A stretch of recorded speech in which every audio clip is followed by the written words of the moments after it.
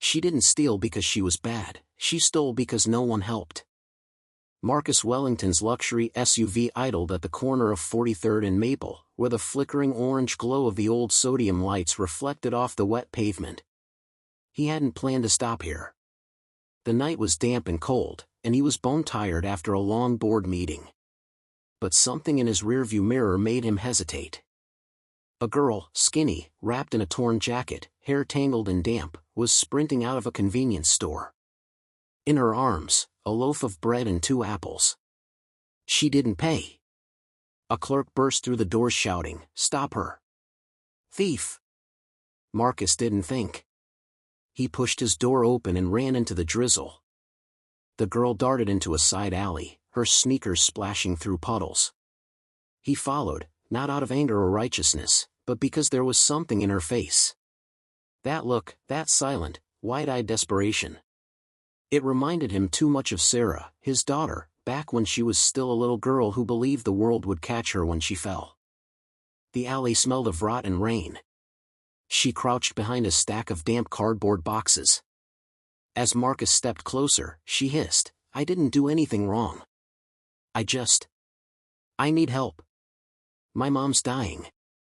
He held his hands up gently. "I'm not here to hurt you." She trembled, gripping the apples tighter. One slipped and hit the ground, splitting open. "I just needed food. I swear I'll pay it back." "What's your name?" "Zara." "I'm not a cop, Zara. I'm not store security. Just a guy who saw you needed help." "I don't need anything." "But your mom does, right?" She didn't speak, just nodded, barely. Marcus sighed and slipped off his coat, draping it over her shoulders. "Come on. I'm not taking you to the police. Let me give you a ride home. If you'll let me help." She hesitated, then, slowly, stepped out of the shadows and followed him. Marcus's house on Eldridge Hill was like a museum. High ceilings, polished oak floors, curated art under soft ambient lights. Everything looked perfect, but the kind of perfect that felt empty, like someone had tried too hard to replace a missing piece. Zara sat stiffly on a barstool in the kitchen, clutching the remaining apple like it might vanish. Marcus placed a cup of hot cocoa in front of her. No questions. Just silence. Eventually, she spoke. "My mom got an infection. They said she needed surgery, but I didn't have the money. They stopped giving her medicine. She can't move. They said if we don't pay $500, they'll discharge her." Marcus felt the sting in his chest. "How old are you?" 11. "And they expect you to come up with the money?" "There's no one else," she murmured. He looked at her, really looked. Dirt smudged her cheeks, her lips cracked from the cold, her eyes too tired for someone so young. And yet, she hadn't cried. She'd broken into a store, survived on the street, protected her mother, and hadn't shed a single tear. "Would you let me visit her tomorrow?" Zara nodded slowly. "If she's still alive." Marcus didn't sleep that night. He stood by the window, watching the rain trace patterns down the glass. The house creaked with the kind of silence that followed grief.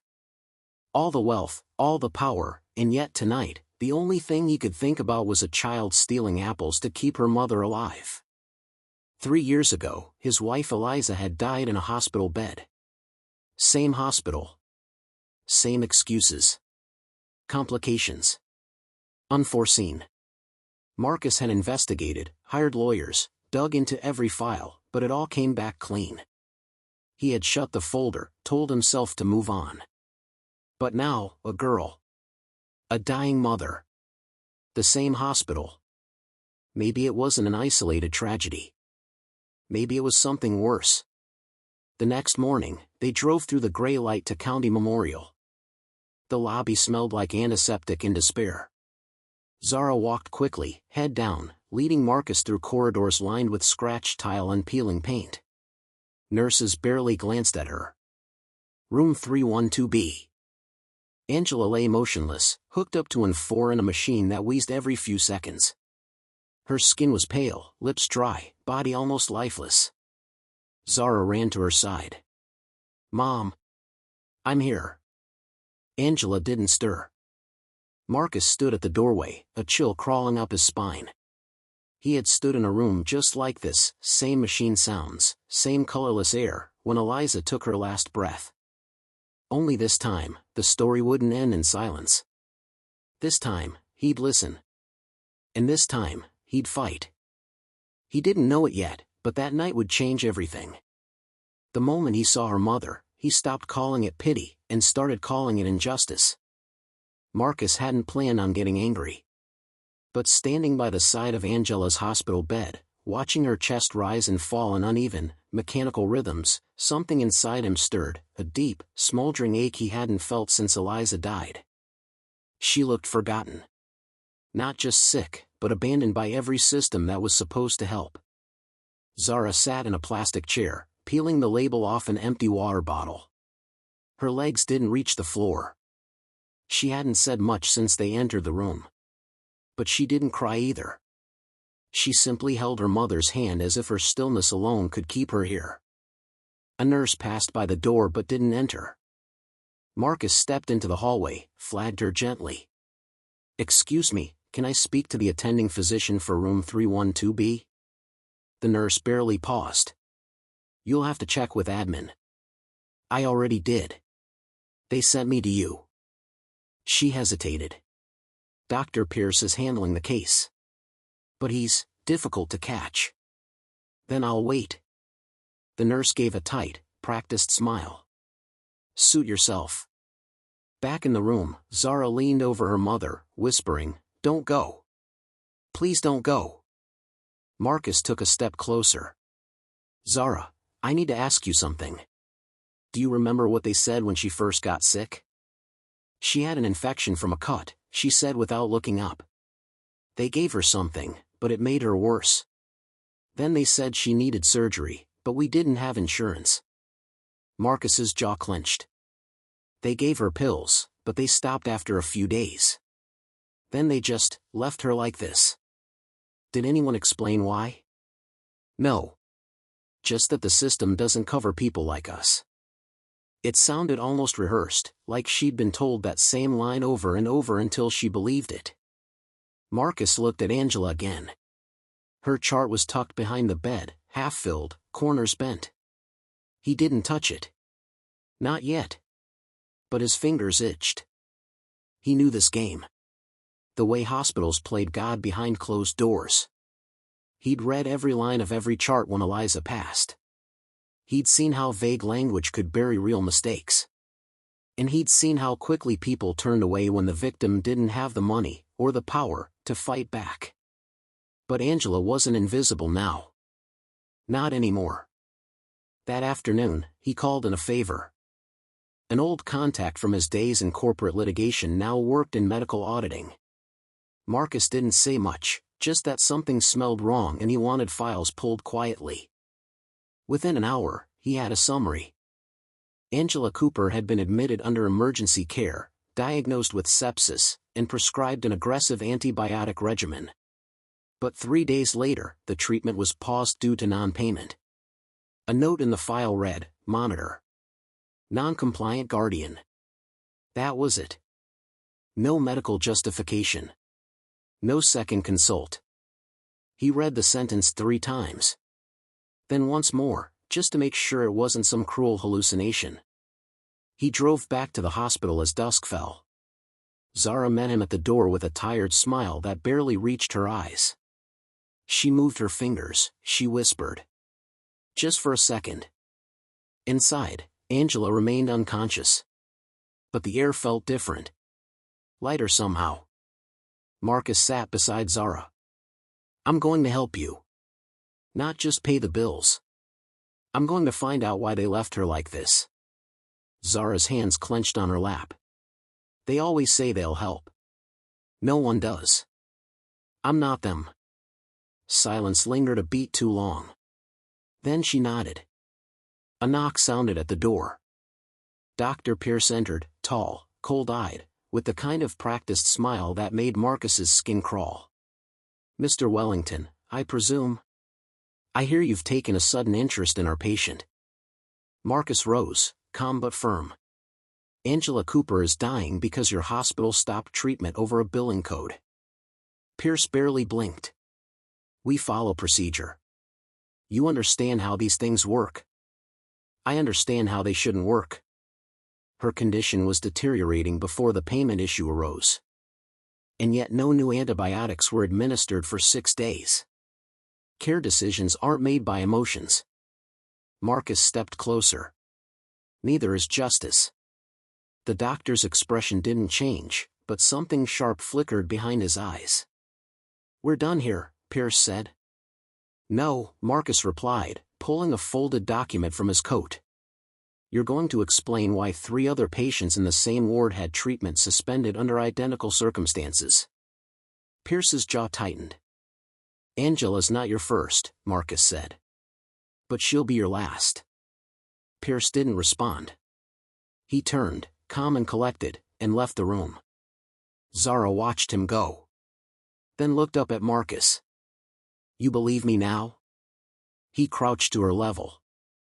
I believe you more than I've believed anyone in a long time.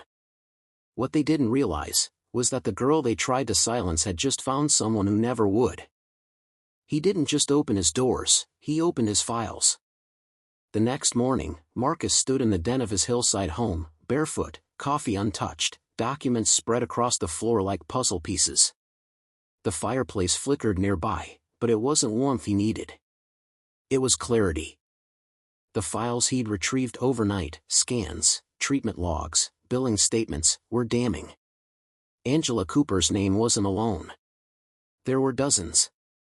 Patients admitted in stable condition who declined rapidly after administrative interference. Children. Seniors. Single mothers.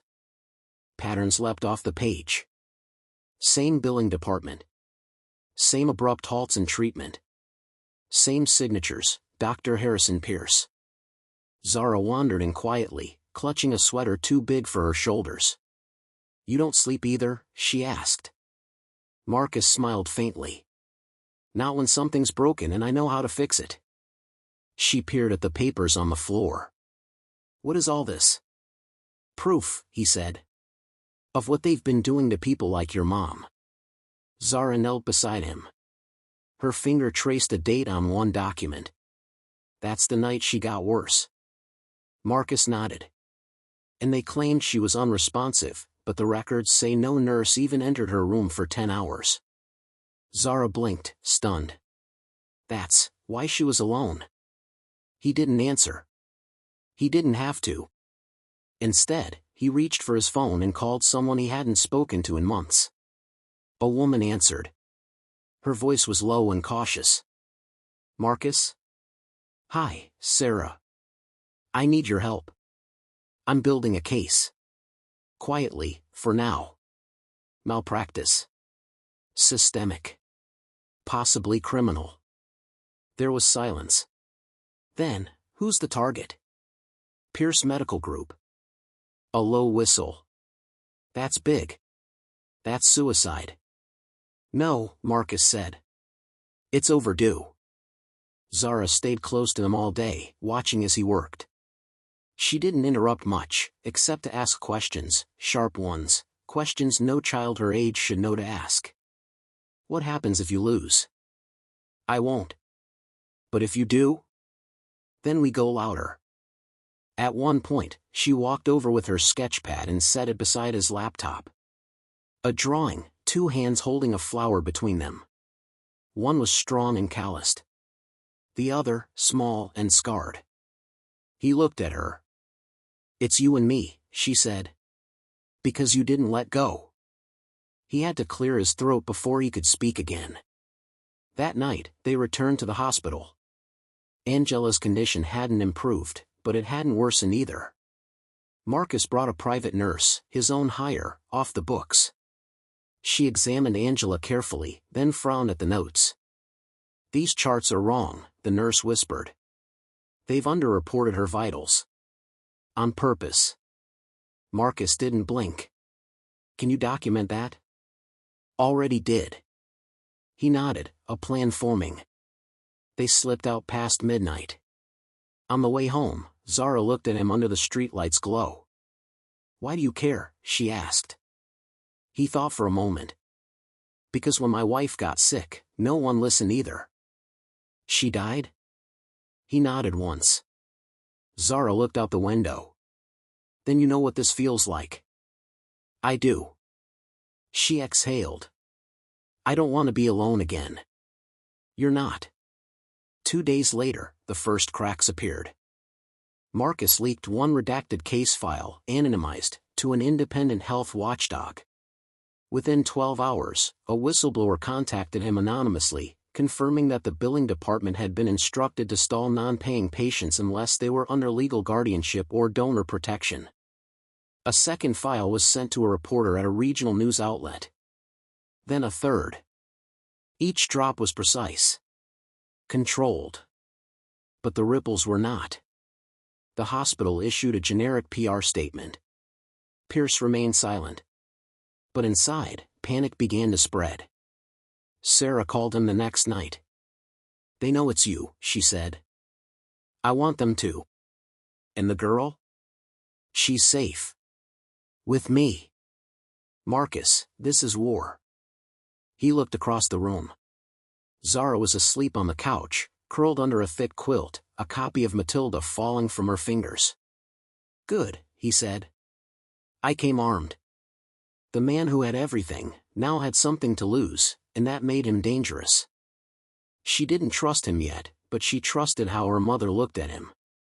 Zara stood in the corner of the hospital room, arms crossed tightly over her chest, watching her mother's eyelids flutter with the effort of staying conscious. Angela's skin was pale, stretched thin, but when her eyes found Marcus's, a flicker of recognition sparked, followed by something Zara hadn't seen in days: peace. Marcus wasn't saying much. He just sat by the bed, holding a clipboard of records, glancing between her four and the silent monitor beside it. He wasn't trying to be a hero. He was just present. Focused. Intent. Zara hated that it made her feel safer. She hated needing anyone.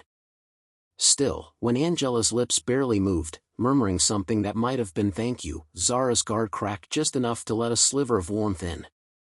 Angela squeezed Marcus's hand weakly, and Zara noticed the way he leaned closer, as if to catch every breath. Not like a stranger. Not like a man with money and no business here. More like family. Outside, the hospital was buzzing with rumors. A nurse whispered that someone was digging through old records. An orderly said Dr. Pierce was yelling in his office all morning. In the parking lot, 2 reporters stood near a white van, holding unmarked folders and waiting for someone who never showed. Back in his car, Marcus reviewed the encrypted folder Sarah had sent. It contained internal emails, real ones, from Pierce Medical Group's executive board. Phrases like "delay low-margin patients," "optimize discharges," and "minimize liability exposure" were used like ingredients in a corporate recipe. This wasn't just malpractice. It was policy. Zara leaned over the seat. "What's that?" Marcus angled the screen toward her. "Receipts," he said.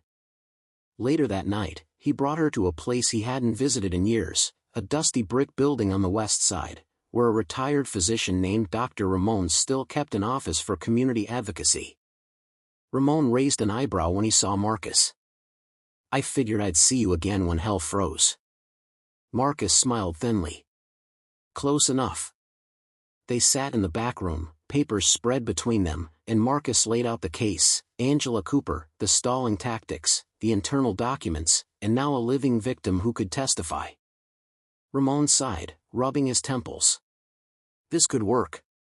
But it's not just Pierce. It's the system. The insurance kickbacks, the quiet waivers, the—" "I know," Marcus interrupted. "But she's the one I can save right now." Zara stood near the window, staring at the cracked linoleum floor. "Do you believe him?" Ramon asked gently. She didn't look up. "I don't have to. I just believe no one else tried." That weekend, the storm broke. Marcus received an anonymous tip. Pierce was planning to quietly transfer Angela to another facility under the guise of advanced care. It was a legal trick, a way to cover liability by putting distance between the patient and the original error. Marcus raced to the hospital with Zara in the passenger seat, both of them silent with tension. Inside, a nurse stopped them. "You can't go in right now." "I'm her medical advocate," Marcus lied smoothly, flashing a badge from his own healthcare foundation. "Stand aside." The nurse hesitated, then stepped back. They found Angela's bed already moved, wheeled into the hallway, IVs rattling, papers unsigned. Zara froze. "Are they taking her away?" Marcus didn't answer. He grabbed the attending physician by the arm. "This transfer violates every consent protocol in the book. If you move her 1 inch, I call the state board, the press, and my lawyer." "In that order." The doctor stammered. "Sir, this is a medical decision." "No," Marcus said. "This is fraud in motion. And it ends now." Angela was returned to her room within the hour. Pierce didn't appear. But his shadow stretched long over the building. Zara sat beside her mother, brushing strands of hair from her forehead. "She's safe now," Marcus whispered. "For how long?" Zara asked. He didn't pretend to know. That night, as the city lights flickered beyond the glass, Zara finally sat next to Marcus without looking away. "My mom believes in you," she said. "I believe in her," he replied. She nodded, almost imperceptibly. Then, with a voice softer than the hum of the machines, she said, "I want to help." And for the first time, Marcus let himself hope that they might actually win. But the girl didn't realize, someone else was already watching, and planning to make them disappear. No one noticed the janitor mopping the floor outside room 314, until he didn't come back the next day. Marcus paced in the hospital parking lot, cell phone pressed tight against his ear. His lawyer was speaking fast, but Marcus only caught fragments, injunctions, subpoenas, whistleblower protections. Words that promised progress but delivered nothing that morning. Inside, Zara stayed by her mother's side, clutching Angela's hand and trying to hide her growing fear. The antibiotics weren't working fast enough. Her mother's fever came in waves. Her pulse skittered across the monitor like a warning bell. That's when they noticed it, room 314, across the hall, empty. Usually, an old janitor, Gus, would clean it every morning at 9 a.m. sharp. It was 9:45. No cart. No mop. No Gus. Zara turned to the nurse's station. "Where's the old guy who cleans this floor?" The nurse blinked. "Gus? He's off today. But he never misses." The nurse glanced down the hall, frowning. "I'll check." By noon, word spread, Gus had collapsed in the staff locker room. Heart attack. Quiet.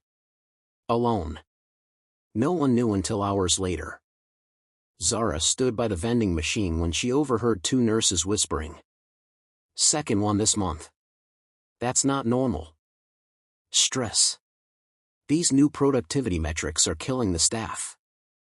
"You think Pierce cares?" Zara clenched her fist. Her gaze hardened. Meanwhile, Marcus met with Dr. Ramon in a church basement, neutral ground.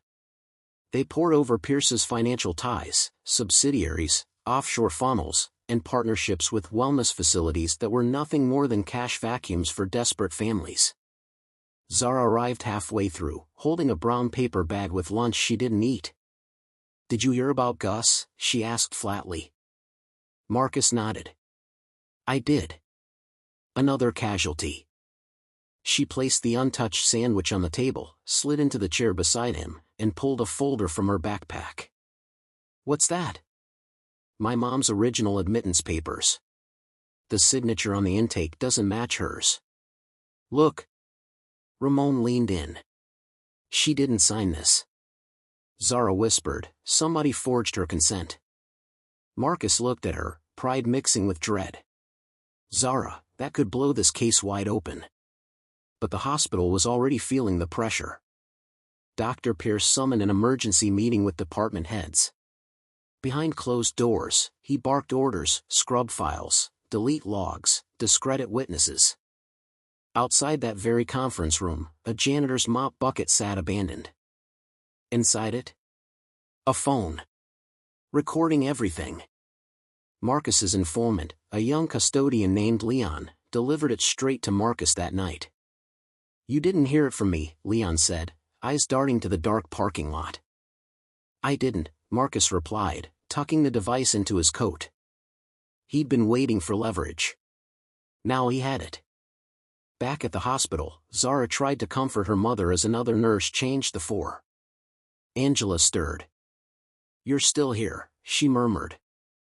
"I'm not leaving, Mom." Angela turned her head weakly, eyes locking onto Zara's. "He believes in you. I see it." Zara blinked, unsure if her mother meant Marcus or something else. That night, Marcus sat across from Zara in the family waiting lounge. "You want to bring them down?" she asked. "I want to stop this before more people like your mom, like Gus, get hurt." She reached into her coat. "Then you'll need this." It was her high school ID. "I used to volunteer in the records room." "Still remember the password?" Marcus's eyes widened. "Zara, you said you needed proof. Let's go get it."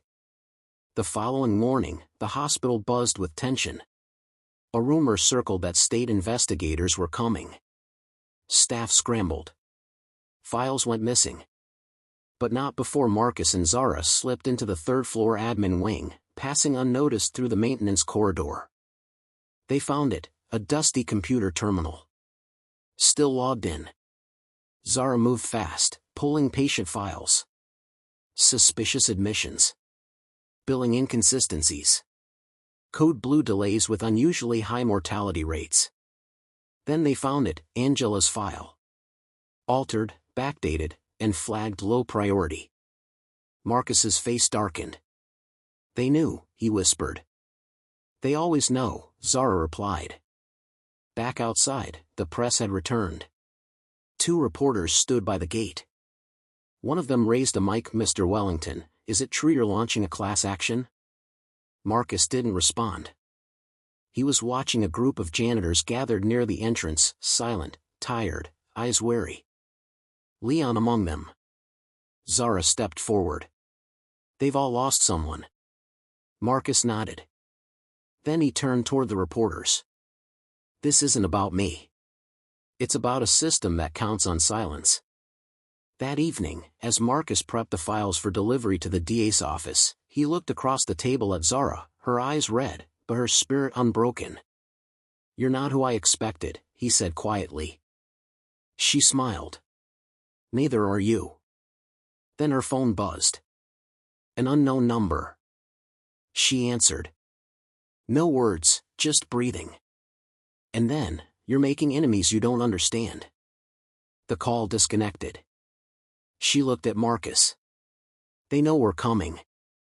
And in one locked office, Dr. Pierce burned a file, Zara's name glowing in the flames. There are 2 types of people in this hospital, the ones who know what's wrong, and the ones who look away. Marcus stared at the charred edges of the file Zara had just salvaged from the admin printer bin. Her name, barely visible now, had once sat atop a falsified incident report, a setup. A warning. Zara ran her thumb across the singed paper. "He's getting desperate." "Which makes him sloppy," Marcus said, standing. Across the city, in a corner booth of a low-lit cafe, Marcus's lawyer briefed them quietly. "We have enough for a preliminary injunction, barely. But the hospital board won't go quietly. They'll bury this in delay tactics." "We don't have time," Zara snapped. "My mom." "She's stable," Marcus reassured her. "But she won't be safe if we pull the trigger too soon." Zara leaned back, arms crossed. "And if we wait too long?" Marcus said nothing. He already knew the answer. At the hospital, a shift in the air had settled like fog. Some nurses whispered when Zara passed. Others nodded in quiet solidarity. One janitor handed her a folded note in the hallway. It read, "Check the oxygen supply logs, September 12th. Marcus followed up that afternoon and found that on that date, 4 patients had died after sudden oxygen dips, including one from a routine tonsillectomy. It was sabotage, or criminal neglect. In the admin wing, a receptionist who once ignored Zara now avoided her altogether. But not all pushback was subtle. Zara found her locker raided. Her backpack unzipped. Her phone missing. That evening, Angela's 4 machine beeped erratically. When Zara rushed to call a nurse, she noticed a stranger slipping out of the room. She chased, but the figure vanished into the fire stairwell. Angela was okay. But the 4 line had been adjusted, deliberately. She sat in the hallway afterward, trembling, until Marcus appeared with Coco. "They're trying to rattle you," he said gently. She didn't speak. "They're scared of what you represent, Zara." She looked up. "What do I represent?" He hesitated. "Truth." Marcus met with 2 state investigators the next day. He laid out the forged signatures, altered admission logs, and patient deaths surrounding room 314. But one of the investigators, a gray-haired man named Green, leaned back and asked, "Do you have video of Dr. Pierce himself altering these records?" "No, but we have." "Then it's still hearsay." Marcus kept his composure, but Zara gripped her chair so tightly her knuckles turned white. Outside the building, they sat in the car in silence. "They're not going to do anything, are they?" Zara asked. "Not yet," Marcus said. "What do we do?" Marcus exhaled. "We bring the story to the people." That night, they drafted the first of what would become a viral exposé, Inside Room 314, a hospital's hidden death toll. Marcus narrated it. Zara provided documents. A former nurse sent in a grainy audio recording of Dr. Pierce laughing about bed turnover rates. It spread. By dawn, over 800,000 views. By noon, 1 million. Dr. Pierce held a press conference to categorically deny the false, malicious slander. But no one believed him anymore. That afternoon, Zara received an envelope slid under her mother's door. Inside, a photo. Her, walking with Marcus. On the back, "Walk away or she doesn't walk again." Zara's face drained of color. She turned to Marcus, hands shaking. "They're watching us." He took the photo, his expression dark. "Then let's show them we're not afraid." Late that evening, a whistleblower emerged, Gus's niece, Maria. A radiologist. Quiet. Unassuming. "He came home crying the week before he died," she said. "Said they made him clean up after a botched procedure they shouldn't have even attempted." Marcus leaned forward. "Did he tell you who ordered it?" Maria nodded. "Pierce. Said it was a teaching moment." Her voice broke. Zara reached across the table, taking Maria's hand. "This isn't just about my mom anymore," she said softly. "It's about everyone they've broken." In the final scene of that night, Marcus stepped into his office and found a man waiting, dark coat, clean cut. "I work for people who don't want this story getting bigger," the man said. "You're good at what you do, Mr. Wellington. You're respected.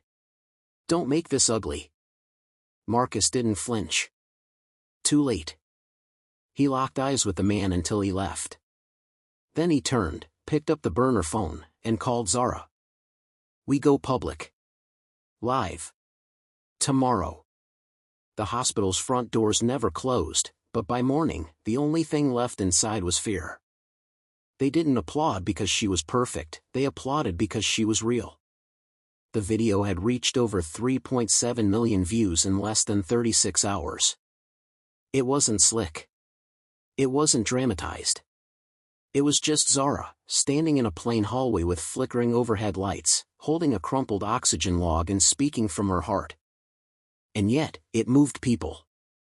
At the hospital, however, it moved something else entirely. Fear. In the break room, the air had grown still. 3 nurses who once joked loudly during shift changes now sipped coffee in silence. A doctor passed by the lounge without saying a word, glancing sideways at the staff gathered inside. A supervisor muttered as she walked out, "She's not a hero. She's a child with a phone." Someone else replied, quietly, "Maybe that's what it took." Zara stood outside her mom's room later that day, watching from a sliver in the door. Angela, pale but conscious now, was softly humming a lullaby. The moment was almost peaceful, until 2 orderlies passed in the hall and made no attempt to lower their voices.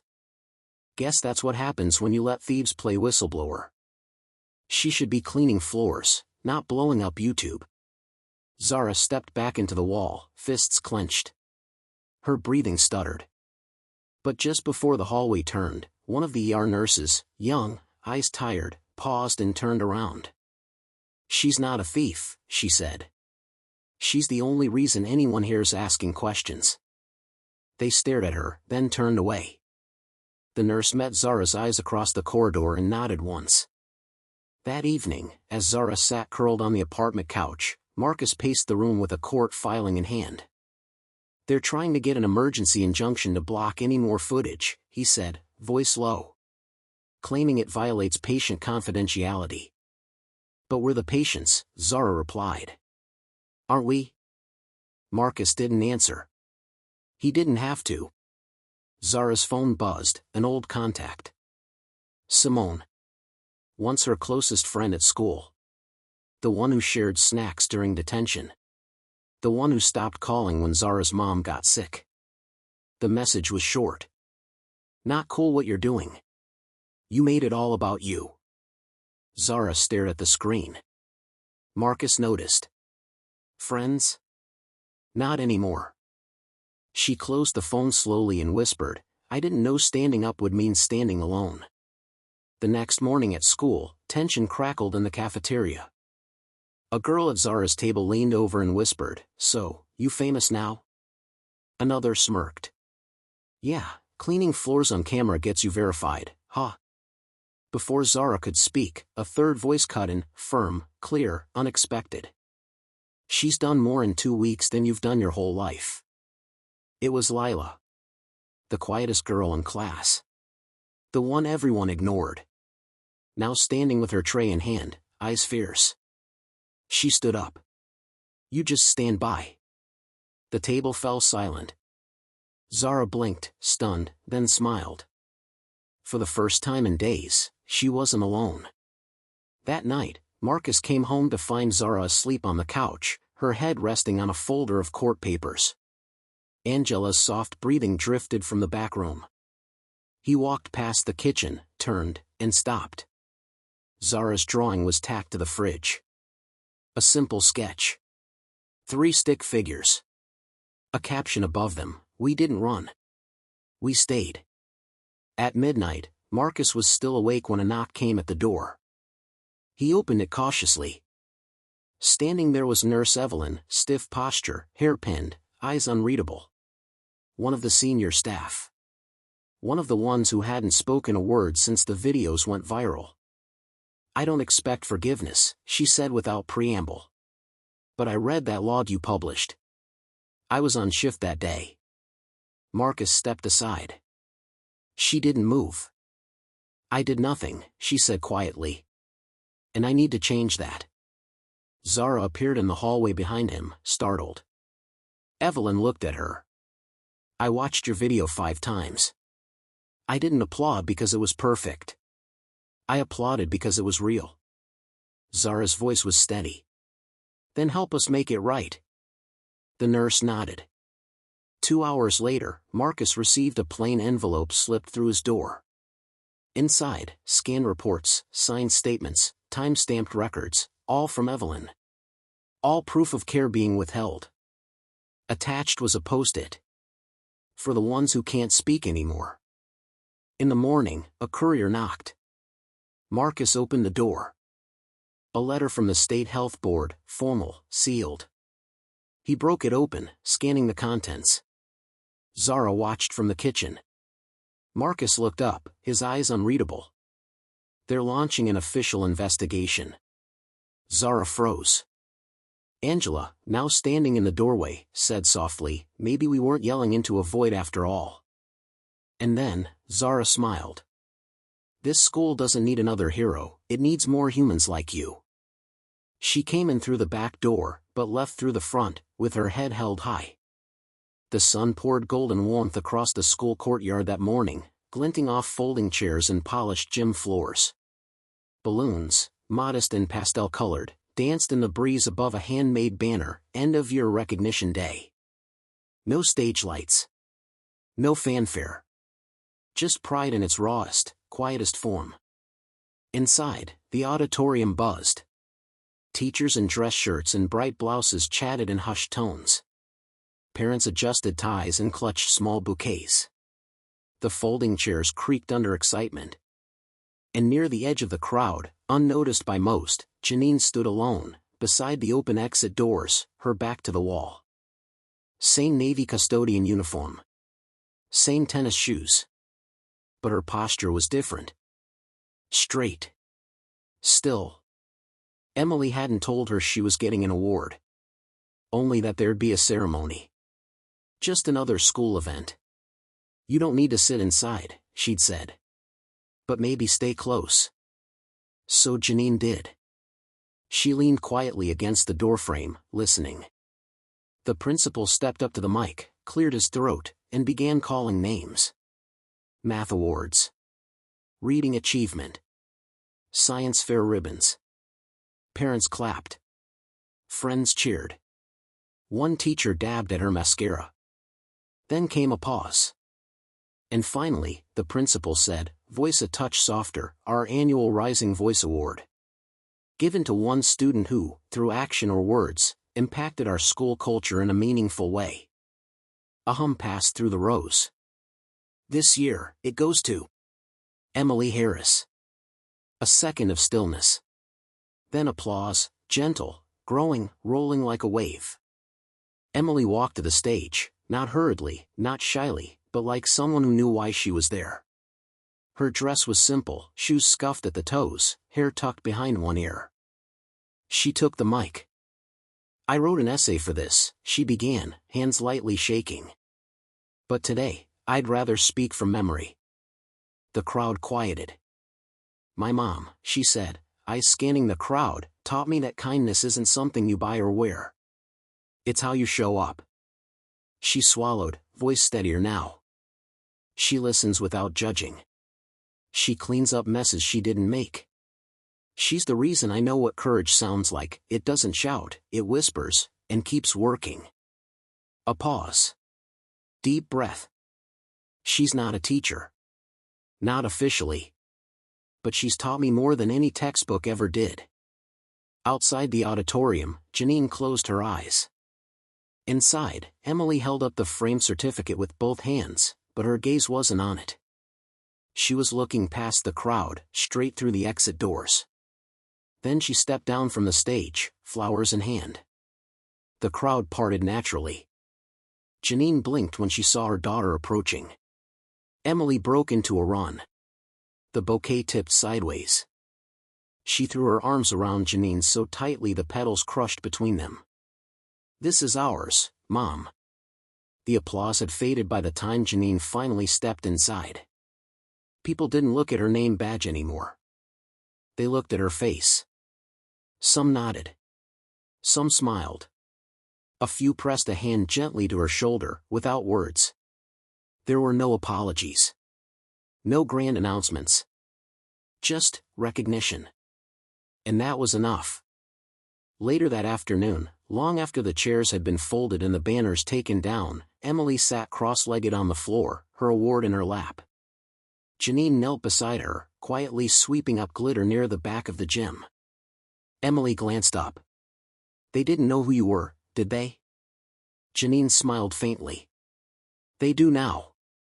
Outside, clouds rolled over the sun, softening the light into something quiet and warm. Emily leaned back, resting against her mom's side. From that day on, when people remembered Janine Harris, they didn't talk about mop buckets or uniforms. They talked about a woman who didn't raise her voice, but raised a generation. They talked about the girl who saw her worth before anyone else did. In a school that finally opened its eyes. And just like that, the school no longer remembered her as a janitor, they remembered her as the woman who taught them to see.